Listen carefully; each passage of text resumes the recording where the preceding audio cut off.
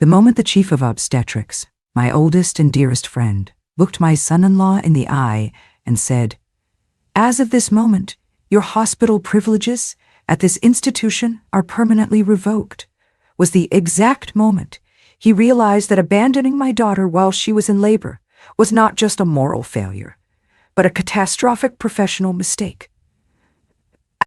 Hi everyone. It's so wonderful to be here in this quiet corner with you again. I'm Grandma Elizabeth. My name is Elizabeth Sterling. I'm 75 years old, and I'm from a leafy, old suburb of Philadelphia, the kind of place where the dogwood trees bloom in the spring, and everyone knows which families have been there for generations. This is a story about the day the two parts of my life, the mother and the professional, collided in the most spectacular and heartbreaking way. It's a secret I've kept, in its entirety, even from my own daughter. She knows her ex-husband is no longer allowed to practice medicine at our local hospital. She thinks it was a standard, anonymous ethics board decision. She doesn't know that the decision was made over a cup of coffee in the hospital cafeteria, between two old friends, two mothers, one of whom had just witnessed an act of unforgivable cruelty. To tell this story, it feels like lancing a wound. It's painful, but it's the only way to let the poison out. Before I do, your support always gives me the courage I need. If you could be so kind as to like this video and subscribe to our channel, it reminds me that a woman's story, especially one she has kept silent about for so long, deserves to be heard. My story begins not in that cold, sterile hospital room, but 40 years earlier, in a different hospital, under the buzzing fluorescent lights of a nursing station. For 42 years, I was a nurse. Not just a nurse, I was a damn good one. I was the head nurse of the surgical ward at Philadelphia General for the last 20 years of my career. My husband, God rest his soul, was a surgeon there. Our life was the hospital. It was our community, our calling, our family. I was not a woman who suffered fools gladly.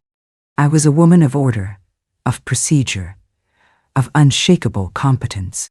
I ran my ward with the precision of a military general, but with the heart of a mother. I was tough, I was demanding, but I was fair.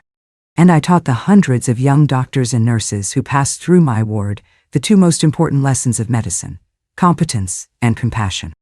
Your brain can be filled with all the knowledge in the world, I used to tell them, but if your heart isn't in your hands when you touch a patient, you have no business being in this profession. One of the young residents who learned that lesson was a brilliant, kind-hearted woman named Margaret.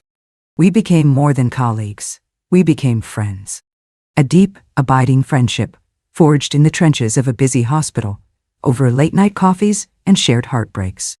I watched her grow, from a nervous young doctor into the formidable, respected, and deeply compassionate woman who would one day become the chief of obstetrics and gynecology. We were sisters in scrubs, and our bond was one of the cornerstones of my life. The other cornerstone, the absolute center of my universe, was my daughter, Chloe. Oh, my Chloe. She was the light of my life. She grew up in the shadow of the hospital, a sweet, gentle, and deeply empathetic child. She did not inherit my tough, no-nonsense exterior. She inherited my heart. She was a giver, a nurturer, a young woman who saw the best in everyone, sometimes to a fault. She became a kindergarten teacher, a job that was a perfect fit for her patient, loving soul. She had a habit of finding broken birds and trying to mend their wings. And that is exactly what she did when she met Dr. Mark Thorne. He was a resident at the hospital, a rising star in the orthopedic surgery department. He was, I had to admit, breathtakingly charismatic. He had a smile that could charm the crankiest patient, and a confidence that was almost hypnotic. He was brilliant, ambitious, and everyone said he had the hands of a god. But I saw something else. I had been a nurse for 40 years. I had seen 1,000 young doctors just like him, and I saw in his eyes a profound, chilling selfishness. He wasn't in medicine to heal. He was in it to win. Patients were not people to him. They were interesting puzzles to be solved, victories to be claimed. He was a man who was deeply in love with the reflection he saw in other people's eyes. But my daughter, my sweet, trusting Chloe, she didn't see that. She saw a brilliant, dedicated man who was lonely. She saw a broken bird, and she was determined to heal him with her love. I tried to warn her, in my own quiet way. He's very focused on his career, darling, I'd say. That's what I love about him, Mom, she'd reply, her eyes shining. He's so passionate, so dedicated. She was translating his ambition as dedication, his arrogance as confidence, his selfishness as focus. She was rewriting the story to fit the fairy tale she so desperately wanted. And what could I do? She was a grown woman. I had to let her make her own mistakes. They were married in a beautiful ceremony. And I, like all mothers, prayed that I was wrong. I prayed that my daughter's love would be the one thing that could teach his heart the compassion his brain already knew. For a few years, it seemed like I might have been. Mark was a rising star.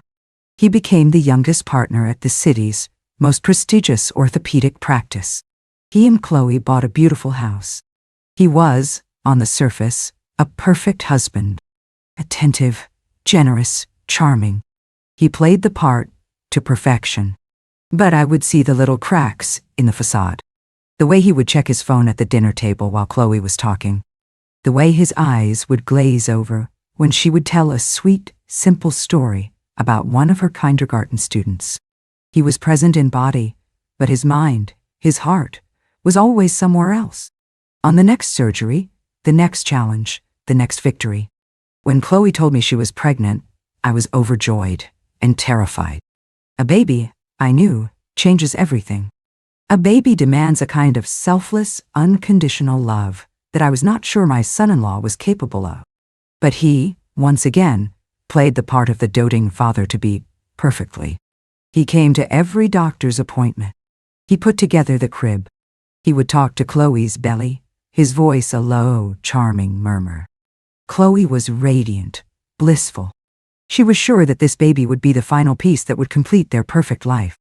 I, however, had seen this play before, and I was deeply, deeply afraid for the final act. I knew, with the cold certainty of a veteran nurse, that the true character of a person is not revealed when life is easy. It is revealed under pressure, in a crisis. And there is no greater crisis, no greater pressure cooker for a relationship than the long, terrifying, and beautiful hours of a woman's first labor. I just had no idea how spectacularly he was about to fail the test. Chloe's labor began on a Tuesday, a week past her due date. It was a slow, creeping start, and Mark was the very picture of the modern, supportive husband. He was there at our house, timing the contractions on his expensive watch, his hand on the small of Chloe's back, his voice a low, soothing murmur. "We've got this, darling," he'd say. "Just breathe. We're a team." He was performing, and he was performing brilliantly. Even I, with my deep-seated reservations, felt a flicker of hope. Maybe I had been wrong.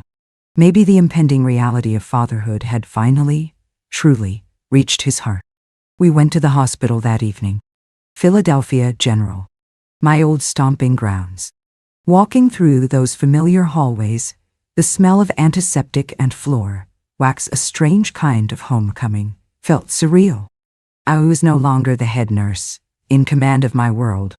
I was just a mother, a grandmother-to-be, and a worried, helpless bystander. The labor and delivery ward was of course run by my dear friend, Margaret. She greeted us with a warm, professional hug, her eyes the eyes of a doctor who has seen it all, full of a special personal warmth for my Chloe. "Well, look at you," she said to Chloe, her voice a comforting balm. "Ready to meet this little one? We're going to take wonderful care of you.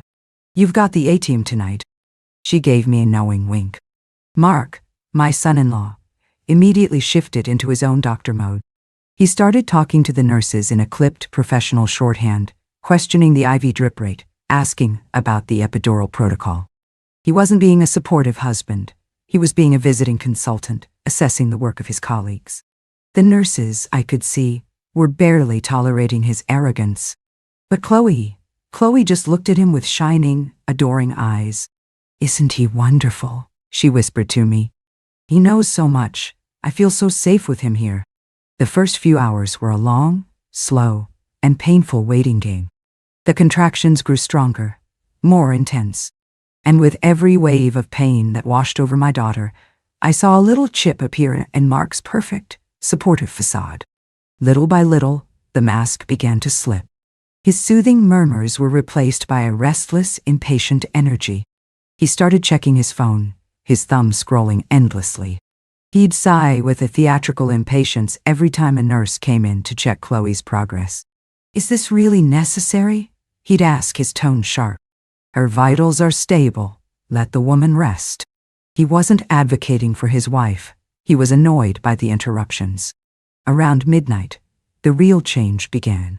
His phone, which had been buzzing intermittently, started buzzing with a frantic, insistent rhythm.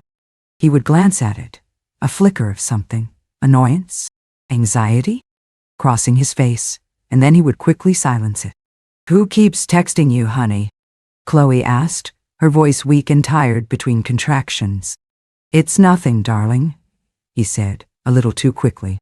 "Just a colleague, a consult on a complicated fracture. It's nothing, don't you worry, I'm right here." But he wasn't. His body was in that room, but his mind, his attention, was clearly somewhere else.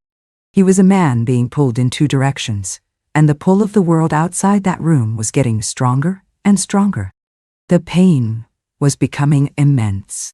Chloe was exhausted, her face pale, her hair damp with sweat. She would reach for his hand during the worst of the contractions, her knuckles white. And he would let her hold it, but his other hand would be under the blanket, I could see, still scrolling on his phone. He was physically present, but emotionally, he had already left the building. A cold, hard anger, the kind I knew so well from my years of running a ward, began to solidify in my chest. I had seen this before. The self-important doctors who treated the profound, primal, and sacred act of childbirth as an inconvenient delay in their own, much more important lives. I had just never imagined my own daughter would be married to one of them. The final, unforgivable act of betrayal began around 2 a.m. The pain was at its peak. Chloe was weeping, a quiet, exhausted, and deeply vulnerable sound that was breaking my heart. Mark's phone buzzed again, a long, insistent vibration. He looked at it, and this time, his face changed. The mask didn't just slip, it fell off completely. I saw a look of pure, unadulterated panic in his eyes. He stood up abruptly. "I have to go," he said. Chloe looked up at him, her eyes wide with a shocked, pleading disbelief. "Go? Go where?" "Mark, the baby is coming. The doctor said it could be any time now." I know, he said, his voice a frantic, dismissive rush. He was already grabbing his coat. "But this is an emergency, a real one. A patient, a ruptured tendon. It's a very complex case. No one else can handle it. I have to go. I have to scrub in." It was a lie, and it was a masterful one. It was the perfect, unimpeachable excuse. He was a doctor, a surgeon. He was saving a life. Who could argue with that? He was framing his abandonment not as a choice, but as a noble, professional duty. But I knew. I had been a surgical nurse for 40 years. I knew the hospital's protocols. An orthopedic surgeon, even the best one, would never be called in from another hospital for a middle-of-the-night emergency consult when there were a dozen world-class orthopedic surgeons already on staff at Philadelphia General. It just didn't happen. The lie was perfect to a civilian. To me, it was a transparent, insulting, and utterly enraging fiction. My own daughter, in her pain and her exhaustion, and her desperate, unconditional love for this man, she believed him. Of course she did. "Oh, Mark," she whispered, her voice full of a heartbreaking mixture of disappointment and a strange, selfless pride. "Of course, you have to go. Your patient needs you." She was apologizing to him. She was making excuses for him, even as he was abandoning her at the most critical moment of her life. He leaned down and kissed her on the forehead. A quick, perfunctory gesture. "That's my girl," he said. "So understanding. I'll be back as soon as I can. You won't even know I'm gone. Your mother is here." And with that, he turned and walked out of the room. He didn't look back. He just walked out, leaving my daughter, his wife, to face the final, most brutal stages of childbirth alone. The moment the door closed behind him, Chloe's face crumpled. The brave, understanding mask fell away, and she let out a single, dry, soul-shattering sob. The sob of a woman who had just realized she was utterly and completely alone. In that moment, the mother in me, the one who wanted to comfort her daughter, was completely consumed by the nurse, the general, the woman who had seen too much and would not, could not, suffer this kind of unforgivable, unprofessional, and deeply cruel dereliction of duty. I didn't say a word to Chloe. I just squeezed her hand. I walked to the door, and I followed him. I knew where he was going. He wasn't going to an operating room. He was going to the one place in the hospital where a person can be completely, anonymously, and untraceably alone. The underground parking garage. I followed him at a distance, my sensible rubber-soled shoes silent on the linoleum floors. I watched as he got into the elevator. He didn't press the button for the surgical floor. He pressed the button for the lowest level of the garage. I took the next elevator down. The doors opened onto the cold, concrete cavern of the parking garage. The air was cool and smelled of gasoline and dust. I saw him, about 100 feet away, walking quickly towards the exit ramp. And then I saw the other car. A sleek red sports car pulled over to the side, its engine idling. And in the driver's seat I saw her. A young woman, a resident from the anesthesiology department, a pretty, ambitious girl I had seen him joking with a little too closely at a hospital fundraiser a few months before. His emergency consult. He got into the passenger seat. The interior light of the car flashed on for a moment, and I saw her lean over and kiss him, a long, lingering, and deeply familiar kiss. And then they drove off, up the ramp, and out into the night. I just stood there, in the cold, silent, empty garage. I had seen everything. I had my proof. The rage in my heart was so pure, so absolute it felt like a physical force. It was a fire that burned away all the grief, all the sadness, all the helpless frustration. It was the rage of a mother whose child has been hurt. It was the rage of a head nurse whose sacred trust has been violated. My son-in-law had not just abandoned his wife. He had abandoned his post. He had lied. He had used the noble profession of medicine as a cover for a cheap, sordid, and pathetic affair. And he had done it in my hospital. He had no idea. He thought he had committed the perfect crime. He had no idea that he had just performed it in front of the one person on earth who had the power, the knowledge, and now the motivation to utterly and completely destroy him. He had forgotten the first rule of the hospital. You do not, under any circumstances, mess with the head nurse, especially when her daughter is the patient. I stood in that cold, empty parking garage for a long, still moment. The sound of their car fading into the city night was the sound of a door slamming shut on my daughter's life. The rage was a furnace inside me, but on the outside, I was ice. The years of crisis management, of running a surgical ward where panic was a luxury no one could afford, took over. I was not a grieving mother. I was a professional with a job to do. I didn't go back to Chloe's room immediately. My first stop was the hospital's security office. The head of security, a man named Frank, was an old friend. He was a former cop who I had helped get the job 20 years ago. "Frank," I said, walking into his brightly lit office. "Elizabeth, what are you doing here at this hour?" "My daughter is in labor, Frank," I said, my voice calm and even. "And I need to see the security footage from the level 4 parking garage, from the last 10 minutes. He looked at me, his cop's intuition kicking in. He saw the look on my face, the look of a woman who was not making a casual request. He didn't ask any questions. He just turned to his monitor, his fingers flying across the keyboard. He found the footage. We watched it together in silence. The sleek, red sports car, acting. My son-in-law getting in. The kiss. The car driving away. "I need a copy of this, Frank," I said, my voice a quiet command. "A time-stamped, authenticated copy, on a disc, now." He just nodded, his face grim. "You got it, Elizabeth." My fight back was not going to be a messy, tearful confrontation. It was not going to be a family drama played out in the hallways. It was going to be a quiet, methodical, and utterly unimpeachable presentation of evidence. I was building a case for the complete and total annihilation of my son-in-law's career. With the disc tucked safely in my purse, I returned to my daughter. I walked back into the labor room, my face a mask of calm composure. Chloe was in the throes of a powerful contraction, her knuckles white as she gripped the bedrail. The nurse was with her, murmuring encouragement. "Where's Mark?" Chloe asked, her voice a pained gasp after the wave had passed. "He's on his way, darling," I lied, the words tasting like poison. "The surgery is taking longer than he expected, but he'll be here. You just focus on you, on the baby. I'm right here. I'm not going anywhere." And I wasn't. I sat by her side for the next 4 hours. I held her hand.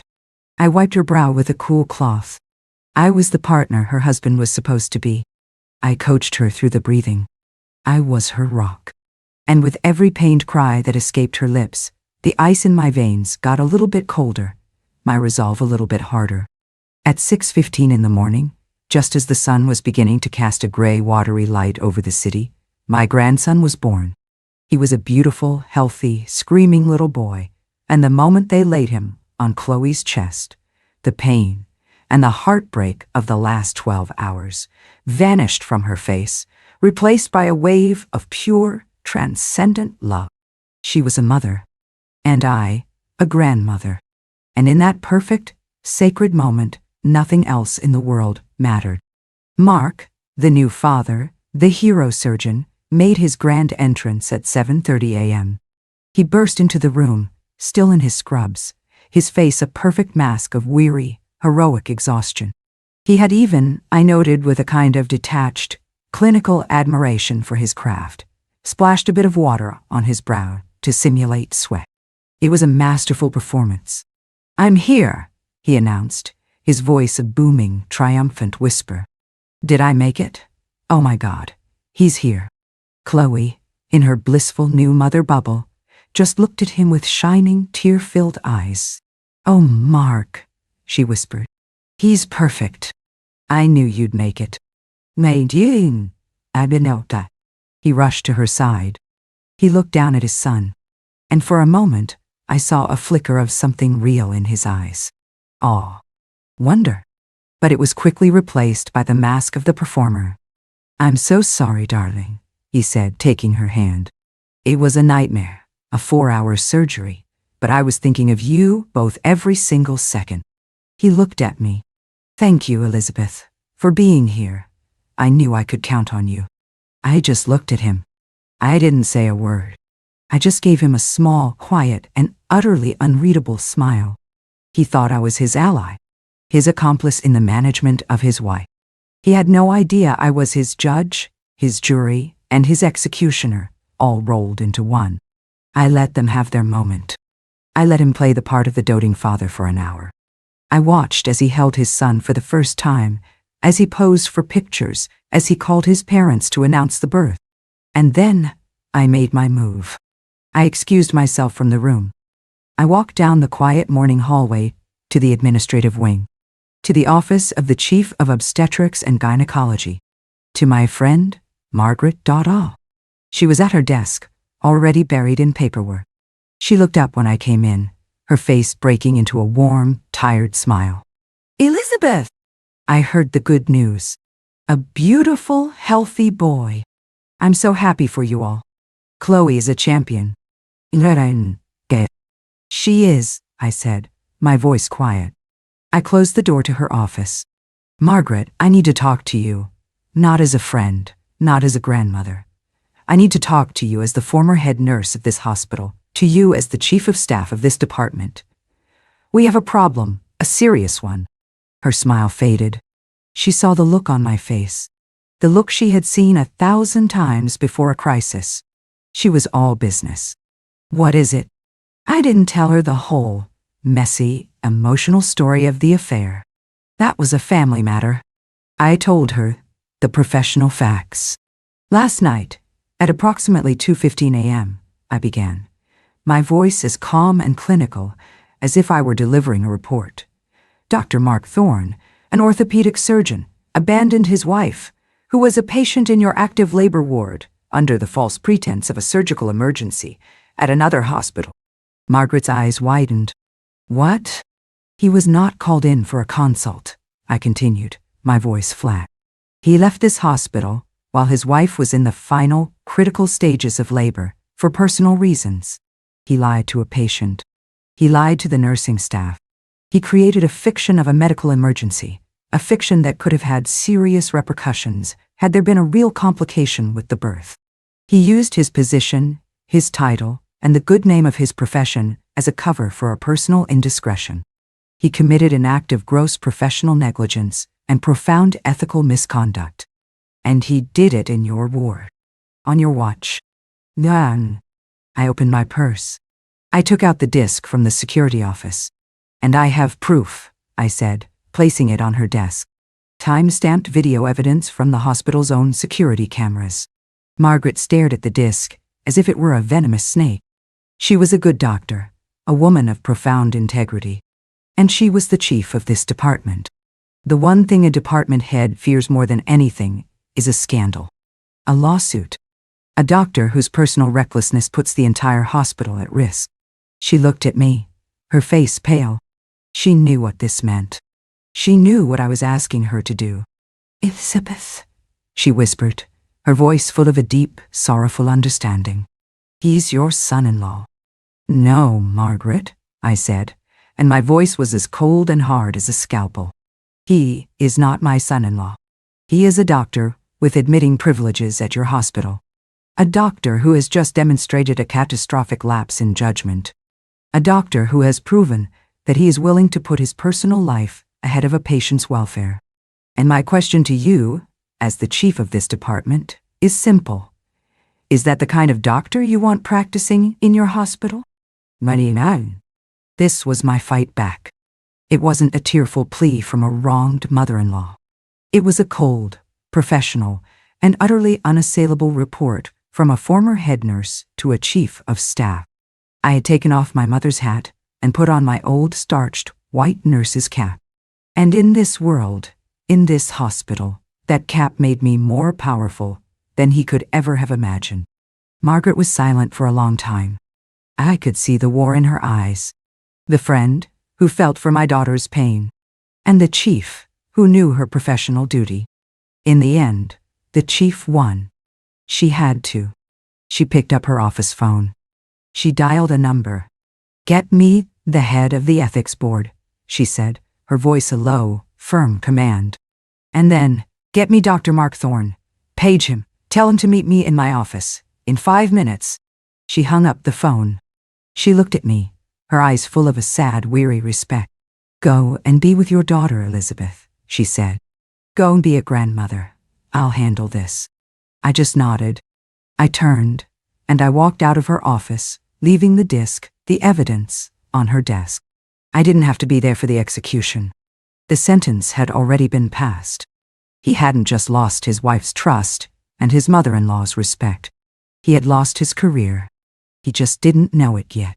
The aftermath of that night at the gala was not a loud explosion, but a quiet, seismic shift that reordered my entire family's landscape. The story, just as I'd known it would, rippled through their social circle with the speed of light. Amelia had committed the one unforgivable sin in their world. She had been publicly exposed as inelegant. She had shown a lack of grace, a lack of breeding, and a shocking lack of strategic intelligence. Her engagement to Gregory did not officially end for another month, but in truth, it died that night in the museum ballroom.